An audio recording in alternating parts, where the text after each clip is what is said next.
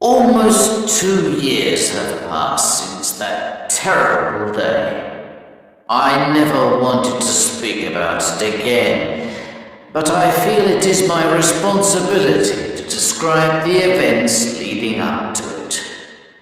A certain Colonel Moriarty, a brother of Professor James Moriarty, is responsible for rumors and lies about the character of my dear friend Sherlock Holmes that I will not repeat here.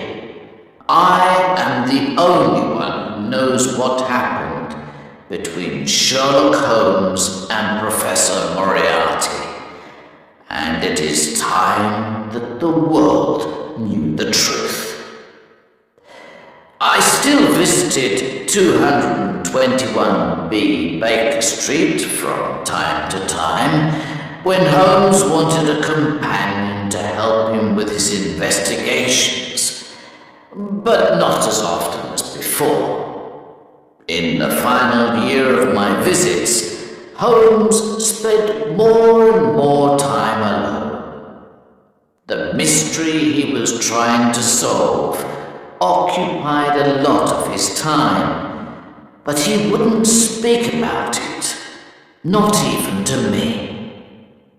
One day, in early spring, I received a letter from France. Dear Watson, I am working in France for the French government on an important matter that will take me many months to solve.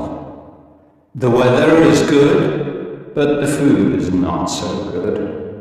I hope all is well with the surgery. I will write again soon. Sherlock Holmes. From the letter, it seemed clear that I would not see him for some time, so you can imagine my surprise when only a month later he appeared at the window of my surgery. He looked pale and very worried. He entered at a door around the side. I know what you're thinking, he said before I could speak. I look terrible. I watched as Holmes went around the room making sure all the windows were locked. He closed the blinds. Holmes, what's the matter? I asked. Air guns, he replied. Air guns? I think you know me by now, he continued. I am not a nervous man, but there's a difference between stupidity and courage. And when someone is trying to kill me, I don't want them to have a clear shot through your windows. Do you have anything to drink? I gave him a glass of water. He checked the windows again. I'm sorry for coming here so late. I won't stay long. I think it's best if I leave over the wall at the back, he said. Holmes, please explain what all this is about. He said nothing. I looked at his hand. It was bleeding. I offered him something to clean it with. Holmes, this isn't a little fight. Look at your hand. Are you alone here in the surgery? He asked. Yes, I am now. There is another doctor who helps me during the week. Maybe he can help while you're away. I want you to come with me on a trip to Europe. I'm not sure of the exact location. We can decide when we get there. Holmes's behavior was very strange. He never went on holiday. He certainly didn't go on trips for no reason. He saw the worried look in my eyes. There's only one person I can trust with this information, Watson, and that's you. For the first time in my life, He said, I have finally met my equal. His name is known to every criminal in London, but ask anyone in the street, and they'll say they've never heard of him. Professor Moriarty. The man is a genius. He's a criminal mastermind. Moriarty, a mastermind. You see? He laughed. No one knows the real Moriarty, but I do. The man is responsible for half the crimes in London.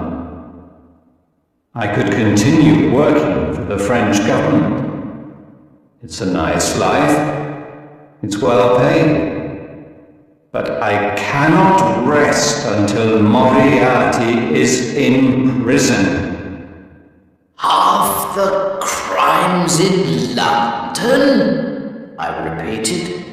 But if you really believe this, why haven't you asked Scotland Yard to arrest him?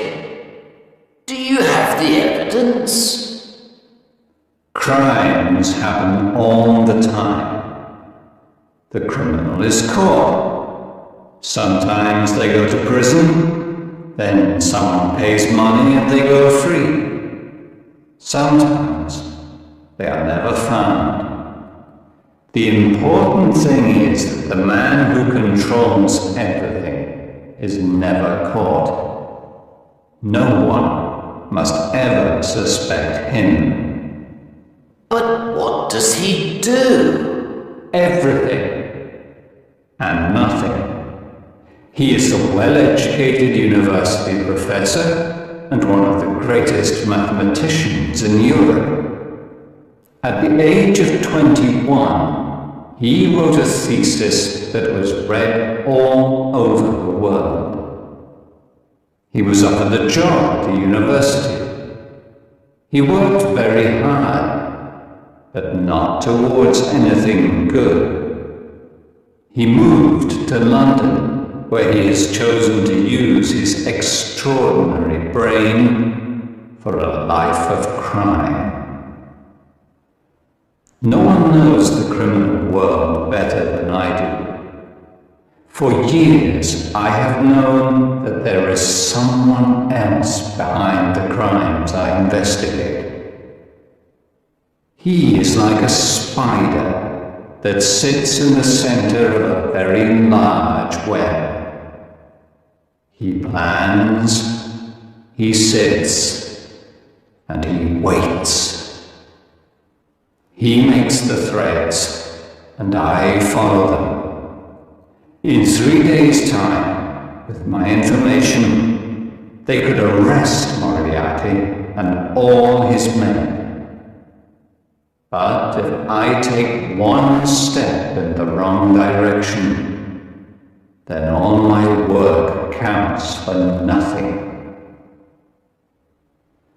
I was sitting in my chair, thinking about a case this morning, when a man walked into my room. I knew him immediately. His forehead was high, his skin was pale, and his shoulders were round from the time spent in his study. His eyes were so dark, I couldn't read the slightest emotion in them. He observed me with simple curiosity, as his head moved from side to side, like a snake. "You're not as intelligent as I thought," he said. Don't you know it's dangerous to keep a loaded gun in your pocket? I took out the gun that was in my pocket and put it on the table. But I kept my fingers close to it. You know who I am, he hissed softly. If you have something to tell me, Professor Moriarty, I am free for around 5 minutes, I replied. Holmes moved around the room restlessly. And what happened next? I asked. Moriarty asked me if I would continue with my investigations. I told him he already knew the answer. Then you know why, he replied. He put his hand in his pocket.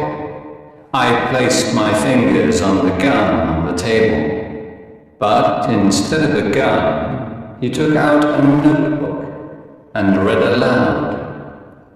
On the 4th of January, you passed me in the street. On the 23rd of January, you were in my way. In the middle of February, you were causing me problems. By the end of March, I had to change my plans. Now I find, a month later, that you are trying to take my freedom from me. We both know that this cannot continue. You're right, I said.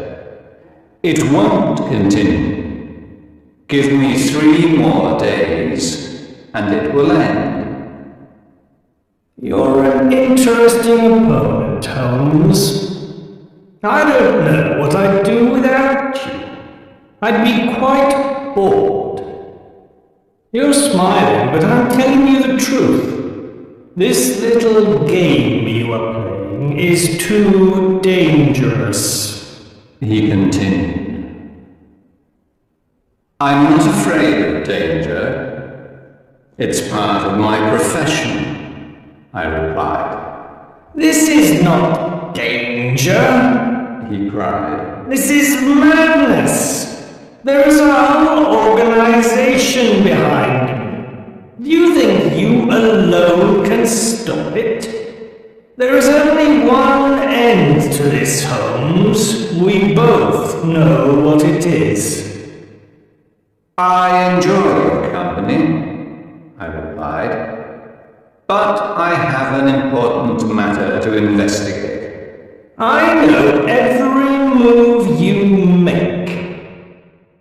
If you try to destroy me, I will do the same to you, he said. You are too kind if you think I am capable of destroying you, but I will happily accept my own destruction if I can free the world of you, Moriarty. Such a pity, he said as he went out of the door. But you leave me with no choice. Moriarty is a man of his word, and he doesn't waste time. On the way here, I almost lost my life 3 times. First, a carriage with 2 horses came towards me at full speed. Fortunately, I jumped from the road just in time. Then, as I was walking around the corner, a stone fell from the top of the town hall. It missed me by the smallest amount. Finally, on the road to your house, a man attacked me. I hit him hard, and he fell over. I was amazed at the way my friend spoke of these events. He was lucky to be alive, and yet he told his story so calmly. You can understand now, Watson, why I shouldn't leave by the front door. he continued. Holmes, you can't go home. You must stay here. Holmes would not listen. He left as planned over the back wall, but only after we had made arrangements for the next day.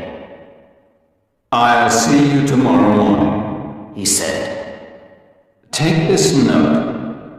Follow these instructions carefully. Do exactly what it says.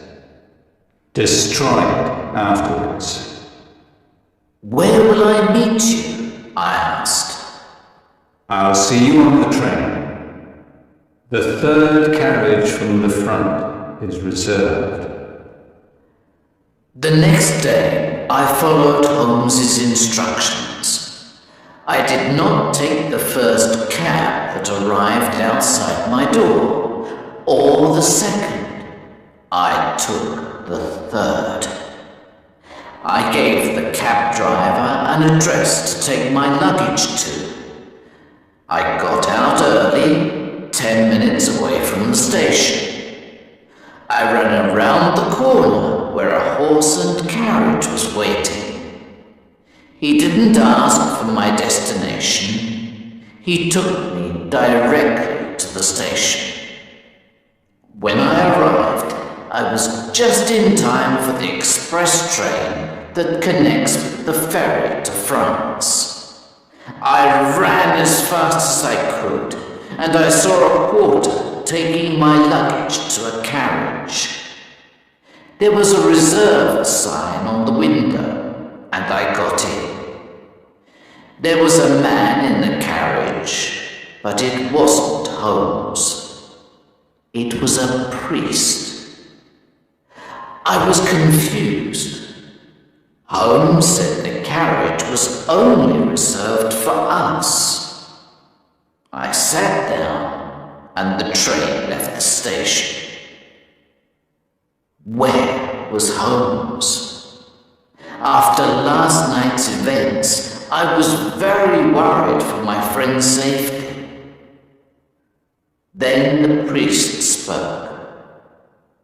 It's good manners to say good morning, Watson. Within moments, I realized that Holmes, disguised as a priest, was sitting before me in the carriage. We must be careful. There's Moriarty now, he added. I looked out of the window and saw a man running towards the train, shouting angrily at the guard. I could see his large forehead and small dark eyes in the distance. Holmes smiled, sat down, and took out a newspaper. Holmes, this can't continue. Tell the police they have to arrest Moriarty. They can hold him until you have all the evidence they need. No, replied Holmes. There are too many fish in this net, and I intend to catch them all. Now, we must plan what to do next. Moriarty will soon catch the train. How? I asked. This is the express train. There aren't any faster trains. Think, Watson, sighed Holmes. Moriarty is as intelligent as I am. Imagine I'm Moriarty. What would I do? You could hire a private train. Precisely. 55 minutes later, the train stopped at a station. Quick, said Holmes. We're getting off here. What about our bags? I asked. They'll arrive in Paris, where one of Moriarty's men will wait for us to come and collect them. We won't be there, of course, because we're getting a ferry to Belgium. We'll buy new bags and new clothes on the way. We jumped off the train. Holmes pulled me to the ground and we hid behind some bags on the platform. I watched as the train left and our own luggage disappeared. At that same moment, another train passed by on another platform, going at full speed. A man looked out of the window. We saw the face of Professor Moriarty. We guessed his plan, said Holmes. We're lucky. He didn't guess mine. On the third day of our travels in Europe, Holmes sent a telegram to the police. Later that evening, he received a reply. I knew it, he cried. Have they caught Moriarty? I asked. He shook his head. He has escaped. You should return to England, Watson. Moriarty will try to find me. No, I said. I'm going to come with you. We discussed the matter for over an hour until Holmes became bored and agreed that I could stay. Holmes decided it was best for us to walk from France into Switzerland with the help of a local guide. One day, after days of walking, we sat down on a pretty area of grass to eat. I looked up and saw a huge rock falling from the top of the mountain towards us. I jumped out of the way and pushed Holmes to one side. I was surprised the guide didn't try to help. He told us coldly that rocks often fell from the mountain. It was wise to be careful. Who's there? I cried. I ran up the hill, but there was no sign of anyone. Holmes decided to change our plans. We took a different route into Switzerland, and we left our guide. Finally, we crossed over the Alps. We arrived at a small village where we rested at the guest house. The owner spoke good English.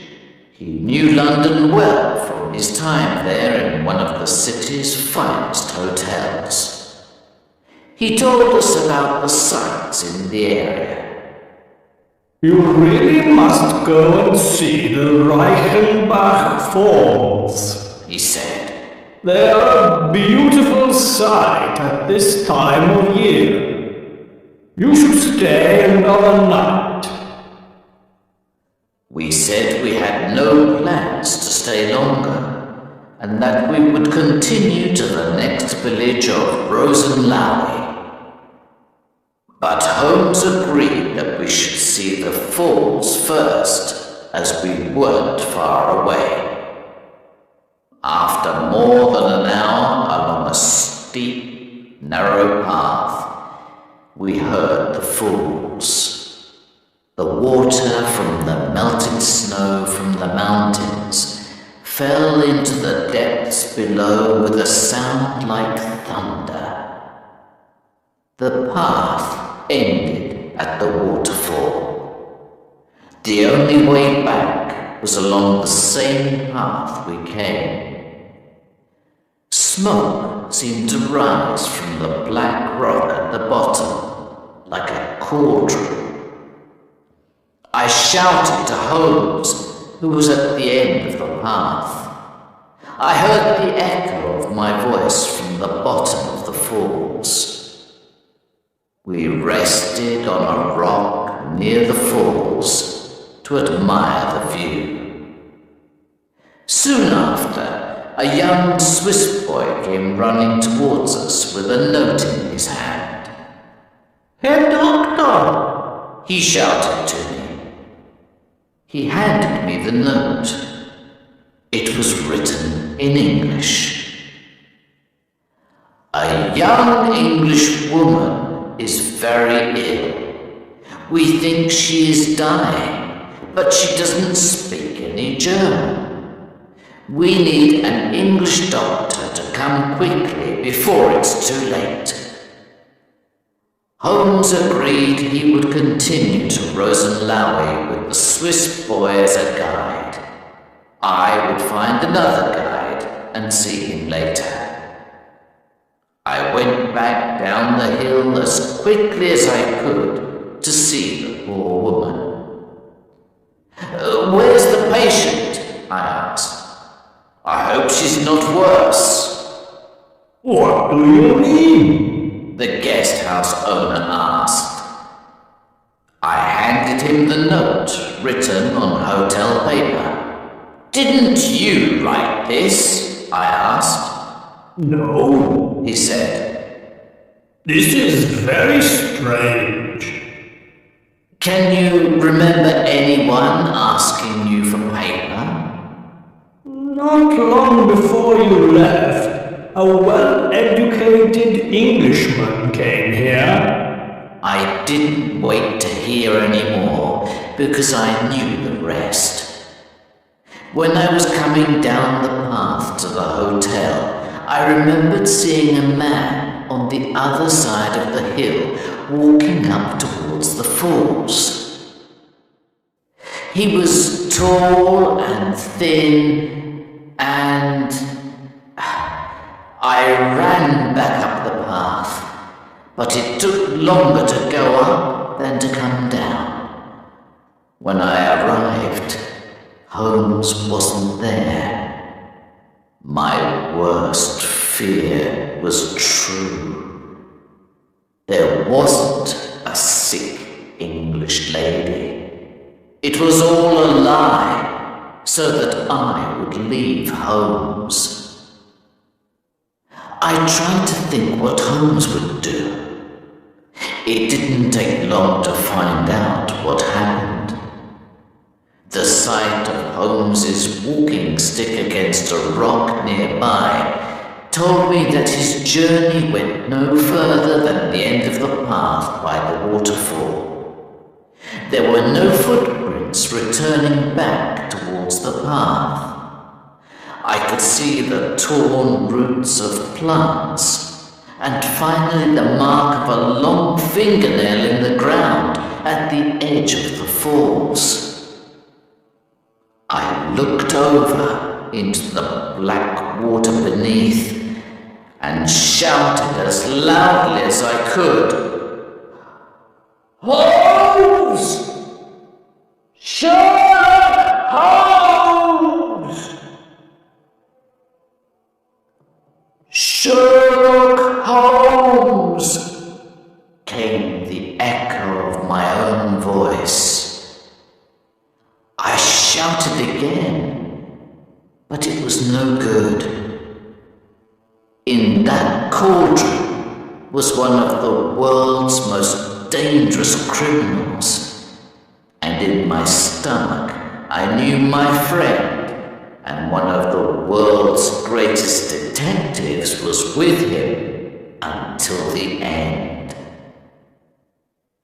Then, on the rock next to the walking stick, I saw a small silver case.